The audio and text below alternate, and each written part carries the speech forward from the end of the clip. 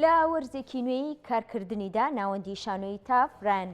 کە دەست بە چالاکیە شانۆیەکانی دەکاتەوە و وەک دەستپێک سەرەتا ژمارەیەکی نوێی گۆڤاری تاف کە تایبەتە بە شانۆ بڵاو دەکاتەوە کە لە دووتوی زیاتر لە 200 لاپەڕەدا چاپ و بڵاوی دەکاتەوە.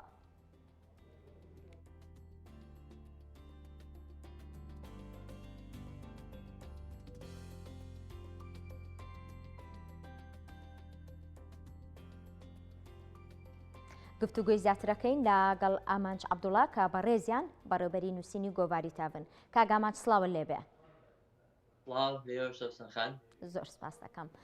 سەرەتا مێ پرسم تا چەند بوونی گۆڤار و هاوشێوەکانی گرنگە و بۆ کایەکانی هونەر بە تایبەتی بۆ شانۆ. سپاس بۆم دەرفەتە.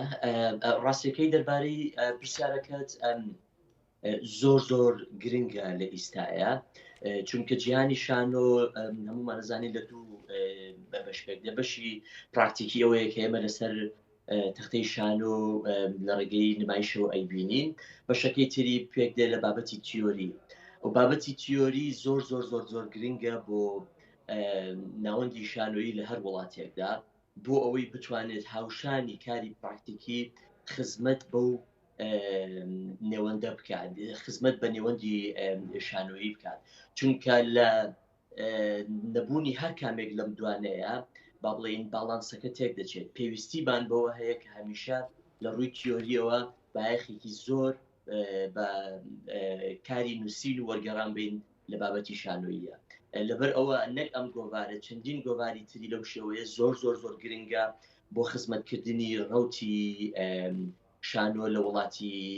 ئێمەیە و ئەوەشمان بیر نەچێت لە ئێستادا بە تایبەتی زۆر گرنگە، چونکە بەڕاستی و بەداخەوە زۆربەی زۆری شتەکان عقاری سۆشیال میدیاییان وەرگرتووە لە بابەتی ڕووکاری و تیشتێپەڕ و زۆر بە پێزدین بابەتەکان، یعنی زیاتر بابەتی سۆشیال میدیایی. لەبەرەوە لە ئیستاە زۆر پێویستیمان بەوە هەیە کە دۆخی تیۆری شانۆیی لەو شێوازەی کە لە سۆشیال میدیا هەیە دەری بهێنین و باڵێن ڕاکیەت و هەمیەتە گرنگەکەی خۆی پێ ببەخشینەوە لە ڕێگەی کاری گۆڤارەوە بێ، ئەی کتێبەوە بێیان هەر شێوازێکی تری پرۆفیشناڵانە بێت کە ئیش لەسەر شانۆ ئەگا و ئەبێت بە بەرشێک لە ئەرشیڤ لە شانۆی وڵاتی ئێمەیە. بەڵێ ئامانج ئەم ژمارەنوێی گۆڤاری تاف کام بابەتە شانۆیانە لەخۆ دەگرێت؟ ڕاستیەکەی وەک هەموو بابەت ژمارەکانی تر ژمارە 4 کۆمەڵێک بابەتی زۆر بەپێزی تێدایە، کۆمەڵێک بابەتی تێدایە لەسەر باڵێن شانۆکارە جیهانیەکان، لەوانە بسان سافسکی، لەوانە ئیڤۆڤان هۆڤ، هاڕۆن پنتەر و لەسەر دۆخی شانۆی کوردیش و لەسەر شانۆی کوردیش کۆمەڵێک بابەتی زۆر باش و بەبێزی تایە کە خۆیان لە بەجای ڕەخنە، شیکار، دەربارەی زمان لە شانۆی کوردیدا، دەربارەی زمان لە شانۆی ئێرتیجالی ڕاگوزەریدا کۆمەڵێک بابەتی زۆر باش و بەپێزی تێدان، هەم جیهانی دەرەوەی کوردستان هەم کۆمەڵێک بابەت لەسەر ناوخۆی کوردستانیش. بەڵێ ئەم گۆڤارە خوێنەران کەی ئەتوانن بیبین و بەرهەمەکانی بخوێنەوە؟ ئێستا لەم دقەیە لەژێر چاپدایە، لە ماوەی کەمتر لە 2 ڕۆژی تردا لە چاپ تەواو دەبێت و دێتە بەردیدەی خوێنەرانی. بەڵێ نووسەران و شانۆکاران چۆن بتوانن یان چۆن ئەتوانن بەشداری لەم گۆڤارەیە بکەن و بابەتەکانیانی تیا بڵاو بکەنەوە؟ ئەمە خاڵێکی زۆر گرنگە. سپاس بۆ ئەو پرسیارە. من نەمێ ڕاستیەکەی ئاماژە بەوە بدەم کە پێشتر لە وڵاتی ئێمەیە کۆمەڵێک گۆڤار بە تایبەتی لەو بەشەی خۆماندا لە باشووری کوردستان کۆمەڵێک گۆڤاری تایبەت بە شانۆ هەبوون کە نێوەندە حکومی و ناحکومی و حیزبی و کۆمەڵێک باڵێن لەو شوانە لەو بەشی جیاوازانە سەپۆرتی ئەم جۆرە گۆڤارە بوون. لە ئێستا ئەم گۆڤارەمان هەیە کە تاقە گۆڤاری شانۆییە، ئەوەی کە ڕەتی بۆ خاڵی خۆتەوە بێت کە تا چەنە هاوکاریمانەکەن. ئەمە زۆر خاڵێکی زۆر گرنگە، چونکە ڕاستیەکەی گۆڤارەکەی ئێمە ڕاستە ئێمە هەڵدەسین بە کۆکردنەوەی بابەتەکان و خۆمان وەکو نووسین بەشدار دەبین و بە چاپکردنەوە بڵاوکردنەوەی، بەڵام ئێمە بەبێ کاری نووسەرەکان و وەرگێڕەکان هیچ شتێکی ئۆتۆمان پێ ناکرێت. لەبەر ئەوە زۆر پێویستیمان بە هاوکاری ئەوان هەیە و خۆشبەختانە تاوەکو ئێستا لەم چوار ژمارەیەدا بەشێکی زۆر لە شانۆکارەکان بەژێکی زۆر لە نووسەران و وەرگێڕەکان بەبێ هیچ بەرامبەرێکی مادی هاوکاریان کردوین و هاوکاریمان ئەەکەن ئەمە هاوکارێکی زۆر گرنگە کە ئێمە بتوانین دەوامە بەم گۆوارە بدەین و بتوانین با بڵێن ژمارەکانی تری ئایندە چاپ بکەین. مەبەستی من لە چی بوو کە ئەم گۆوارە تاقانەیە ئەوەیە کە ئێمە هیچ سپۆنسەرێکی مادیمان نییە، خۆمان لە ڕووی مادیەوە سپۆنسەری ئەەکەین لەبەرەوەی خۆمان سپۆنسەری مادی ئەوەین توانای ئەومان نییە کە وەکو پاداش لە بەرامبەر ئەو بابەتانەیە کە ئەوان بۆمان دەنێرن ئێمە بڕێک پارەیان بدەین یان با بڵێن پاداشتیان بدەینێت لەبەر ئەوە خۆبەخشانە ئەوان هاوکاریمان دەکەن و لە هیچ کاتێک داوای باڵێن پاداشتیان نەکردووە لە بەرامبەر ئەو بابەتانەیە کە بۆمان دەنێرن و خۆشبەختانە و بە خۆشحاڵیەوە زۆر هاوکارمان بوون و سپاسی لێرە و سپاسی هەموو ئەو کەسانە ئەەکەین کە لەو چوار ژمارەیە کە تا ئێستا چاپمان کردووە هاوکارمان بوون بە بابەت و لێکۆڵینەوەکانیان. ئامان چ پۆینتی سەرەکی بۆ ئەم گۆڤارە و هاوشێوەکانی چییە؟ بەڕاستی لە ئێستادا بە تایبەتی خۆی پۆینتی سەرەکی ئەم گۆڤارە یان هەر گۆڤارێکی تر وەکوتم گەڕانەوەی بەهایە بۆ نووسین بەمانە زانستی و ئەکادیمیەکەی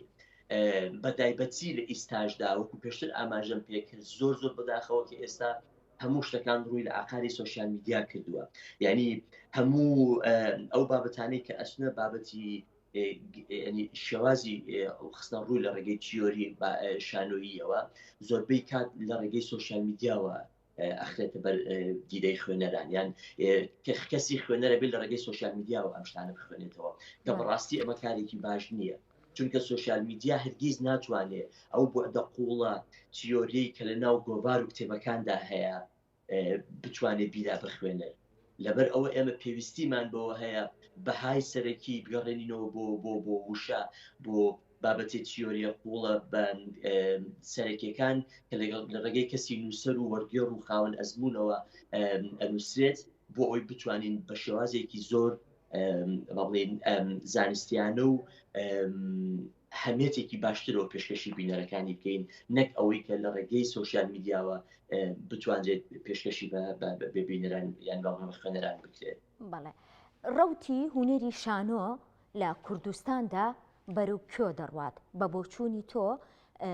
شانۆ لە کوردستاندا بۆ کۆ ڕۆشتووە؟ پرسیارێکی زۆر فرەڕەهەندە پرسیارێکی زۆر قوڵە چونکە ئێمە ئەگەر سەیری ڕۆتی شانۆ بکەین لەو ماوانی چەند 4 بۆ 5 دەی ڕابردووە هەمیشە لە هەر هەفتاکان هێشتاکان نەوەتەکان هەتا 2010 دقێژ لە هەر یەکێک لەو دەیانەیە بە شێواز و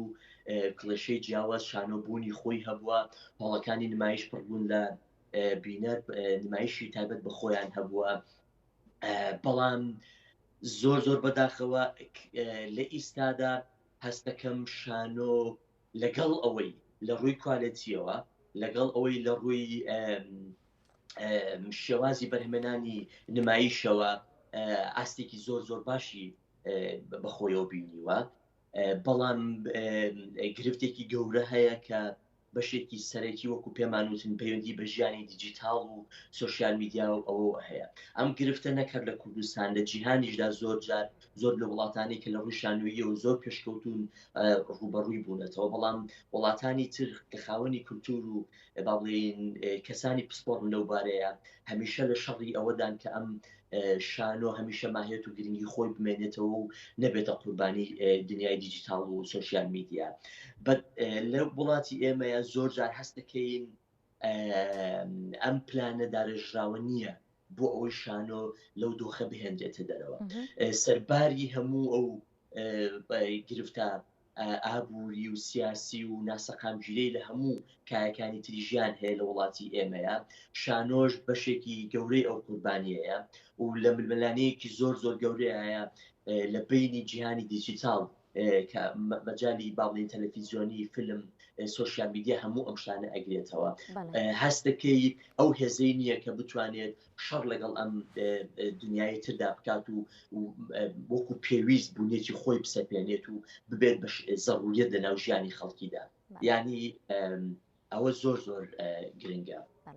ئامانج عەبدوڵڵا نووسەر و هونەرمەند سوپاس کە ڕاستەوخۆ لەگەڵمان بووی.